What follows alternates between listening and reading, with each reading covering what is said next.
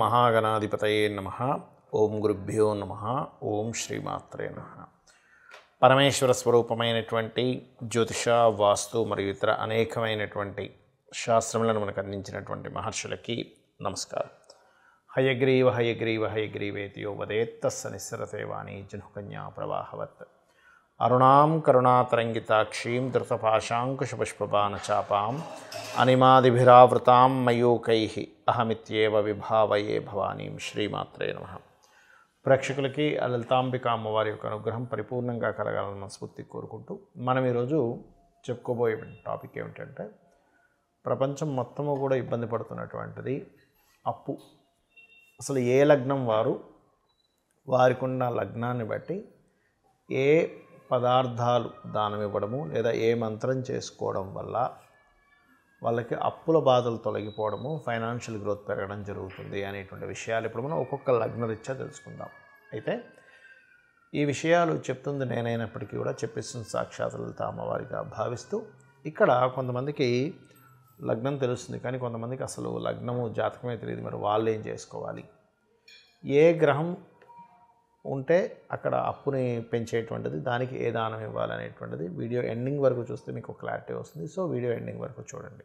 మిథున లగ్నము, మిథున రాశి. మిథున లగ్నానికి సహజంగానే లగ్నానికి ఉండే తత్వం ఏమిటి అంటే తెలివితేటలు ఎక్కువగా ఉంటాయి. సర్వసాధారణంగా మీరు లగ్నంలో ఈ యొక్క లగ్నంలో పుట్టారనుకోండి, మిథున లగ్నంలో అంటే లగ్నము అని రాసి ఉంటే రెండు గీతలు ఉంటాయి, అర్థం గీతలు ఇక్కడ ఉన్నట్టుగా.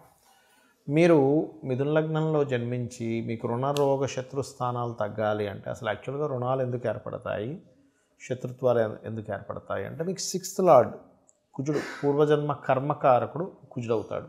ఈ కుజుడు గనక మీకు 6th and 11th లార్డ్ గనక స్పాయిల్ అయ్యాడు బాగా అంటే, గొడవల వల్ల ఆవేశపూరితంగా నిర్ణయాలు తీసుకోవడం వల్ల, ఎమోషన్స్ వల్ల మీరు రుణగ్రస్తులు అవుతారు. గుర్తుపెట్టుకోండి. అంటే అయ్యో ఆవేశంలో ఆ రోజు ఏదో మాట అనేసానండి, అందుకే నాకు ఇది జరిగింది అని అంటూ ఉంటారు, చూసారా. సో ఇక్కడ ఏంటి మీరు అర్థం చేసుకోవాల్సింది, ఎట్టి పరిస్థితుల్లో కూడా ఈ 6th హౌస్లో ఉండేటువంటి ప్లానెట్స్ ఎవరు, ఈ లార్డ్ ఎవరు, దీనికి ఏం చేయాలో తెలుసుకోవాలి మీరు. అప్పుడు కానీ మీకు రుణం నుంచి బయటపడరు. ఈ 6వ అధిపతి కుజుడు అయినందుకు కందులు దానంగా ఇస్తూ ఉండండి. అందులోనే మీకు 6వ స్థానంలో ఏమైనా గ్రహాలు ఉంటే మళ్ళీ ఆ గ్రహానికి సంబంధించింది, ఏ గ్రహానికి ఏ దానం ఇవ్వాలి అనేది నేను మీకు ఎండింగ్లో చెప్తాను. అయితే మెయిన్గా ఇక్కడ కుజుడు ఆవేశానికి గొడవలకు కారకుడు కాబట్టి మీరు రుణగ్రస్తులు అవ్వడానికి కారణం మీ ఆవేశము, మీ సహజత్వాన్ని మీరు కోల్పోవడం. మిథున లగ్నానికి బుధుడు అయినందుకు, బుధుడు ఏంటి, తెలివితేటలు, కూల్గా ఉండడం, లాజికల్గా ఉండడం, దీన్ని మనం వదిలేసి దానిలోకి వెళ్ళిపోతున్నాం. సో మన లగ్నం ఏంటి, మనం ఏంటనేది తెలుసుకోగలగాలి ఫస్ట్. అదేవిధంగా కేవలం దానం ఇవ్వడం ఒకటే కాకుండా మంత్ర సాధన కూడా. మిథున లగ్నం వారు అమ్మవారి యొక్క మంత్రాన్ని ఎక్కువగా సాధన చేయాలి. అమ్మవారి ఆలయాలకు వెళ్ళి ఎక్కువగా సేవలు చేయాలి. అంటే అక్కడ ఏదైనా పల్లకీ సేవ జరుగుతుంది, లేకపోతే అక్కడ ఏదైనా ఒక కళ్యాణం జరుగుతుంది, ఆలయంలో జరిగేటువంటి వాటి దగ్గరికి వెళ్ళి అక్కడ మీరు ఏదైనా సేవ చేయగలిగితే 100% మీరు రుణ విముక్తి జరుగుతుంది, అందులో ఎటువంటి సందేహం లేదు. అలాగే మీరు ఓం శ్రీమాత్రే నమః అనే నామస్మరణ అద్భుతంగా చేయొచ్చు, లేదా లలితాహాసనామాలు నిత్యం పఠించినా కూడా మీకు రుణ రోగ శత్రు బాధల నుంచి మీరు బయటపడడం జరుగుతుంది. అదేవిధంగా పంచమంలో ఏదైనా గ్రహం ఉందనుకోండి, ఆ పంచమంలో ఉండే గ్రహానికి సంబంధించి చేసుకోవాలి.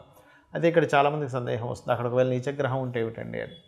నీచగ్రహం ఉన్నా, ఉచ్చస్థానంలో ఉండేటువంటి గ్రహం ఉన్నా, నీచగ్రహం ఉన్నప్పుడు ఏమవుతుందంటే కొంచెం స్టార్టింగ్లో దానికి సంబంధించి చేసేటప్పుడు ఏదో ఆటంకాలు వచ్చినప్పుడు అయ్యో ఇది చేస్తుంటే నాకు ఇబ్బంది కలుగుతుంది అన్నట్టుగా అనిపిస్తూ ఉంటుంది. కానీ మీరు ఎప్పుడు కూడా దేవతా స్వరూపాన్ని, దేవత ఆరాధన చేసేటప్పుడు ఖచ్చితంగా మీకు బాగుంటుంది.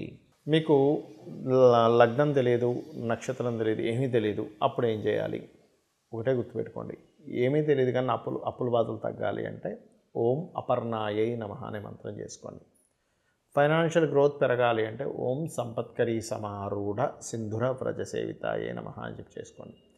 అలాగే మీకు ఒక గ్రహానికి ఒక దానం ఉంటుంది, దానికి అధిష్టాన దేవత ఉంటుందని చెప్పాను. అంటే ఏమిటి, ఉదాహరణకి మేషలగ్నం అనుకుంటే కనుక, మేషలగ్నం కావచ్చు, ఏ లగ్నమైనా కావచ్చు మీరు పుట్టింది, 6వ స్థానంలో ఉండే అధిపతి మరియు ఆ 6వ స్థానంలో ఉండే గ్రహాలు ఏవైతే ఉన్నాయో దానికి సంబంధించి దానం ఇవ్వాలని చెప్పాను. అవి ఏమిటో చెప్తాను ఫస్ట్ మీకు.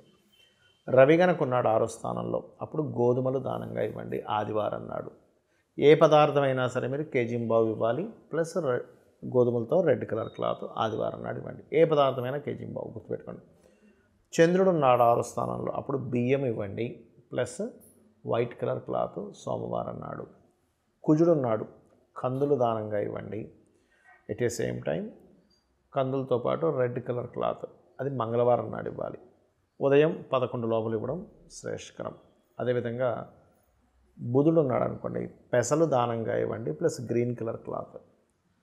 అదేవిధంగా మనకి గురువు ఉన్నాడు, శనగలు ఎల్లో కలర్ క్లాత్. శుక్రుడు బొబ్బర్లు వైట్ కలర్ క్లాత్. శుక్రవారం ఏ గ్రహం అయితే ఆ రోజుకు సంబంధించింది. శని భగవానుడు ఉన్నాడు 6th హౌస్లో. సహజంగా పాపగ్రహాలు మంచిదే.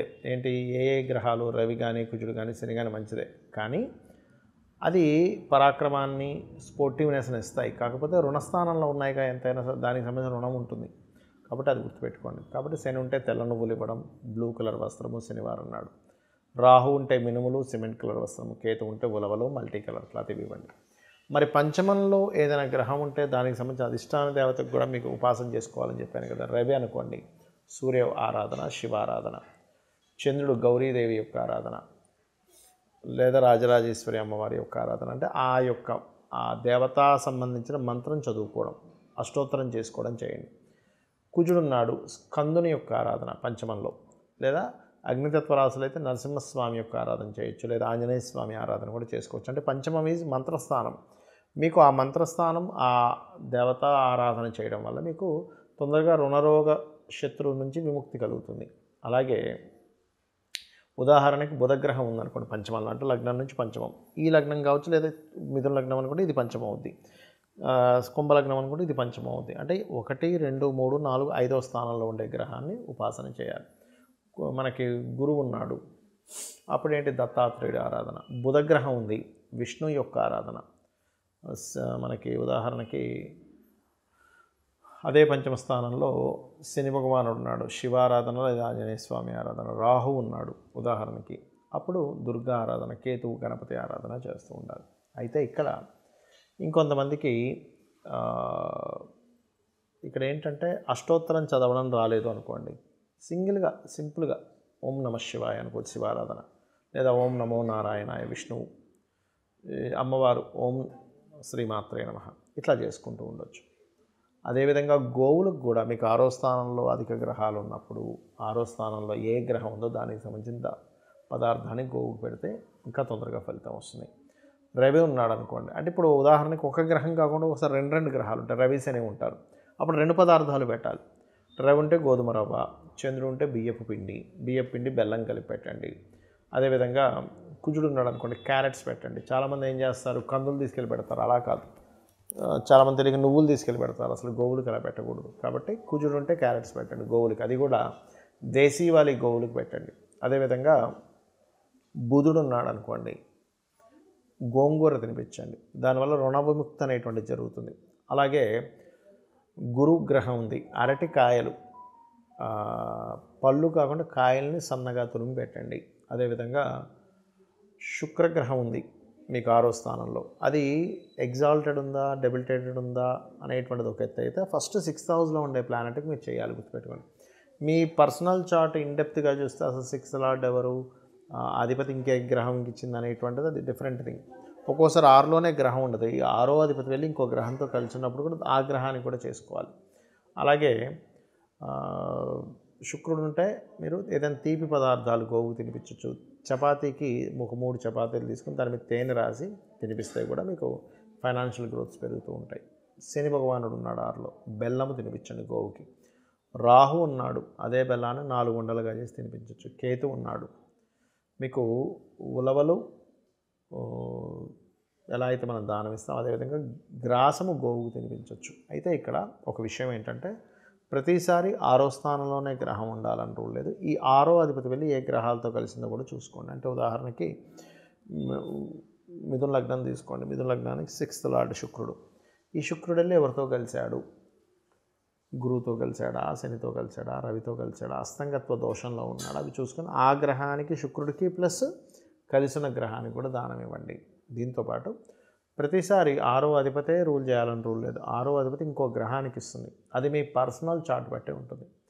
ఆ గ్రహం ఎవరయ్యారో దానికి సంబంధించిన దానం ఇస్తే కూడా ఆరో అధిపతి ఎక్కడెక్కడ రాశుల్లో ఉన్నాడు, ఏ గ్రహాలతో కలిసినాడు, అందులో ఏది స్ట్రెంగ్త్ఫుల్గా ఉంది, ఏది వీక్గా ఉంది అనేటువంటి దాన్ని తీసుకొని దాన్ని ప్రిడిక్ట్ చేయాలి. ఈ రకంగా మీరు కనుక చేసుకున్నారంటే ఖచ్చితంగా మీరు రుణ విముక్తి కలుగుతుంది. బికాజ్ ఆఫ్ మన పూర్వజన్మ కర్మ అంతా కూడా ఆరో స్థానంలో ఉంటుంది. ఈ ఆరో స్థానం ఎప్పుడైతే మీరు క్లియర్ చేసుకోగలుగుతారో రుణ విముక్తి, రోగ విముక్తి, శత్రు విముక్తి కూడా జరుగుతుంది. శ్రీమాత్రే నమః.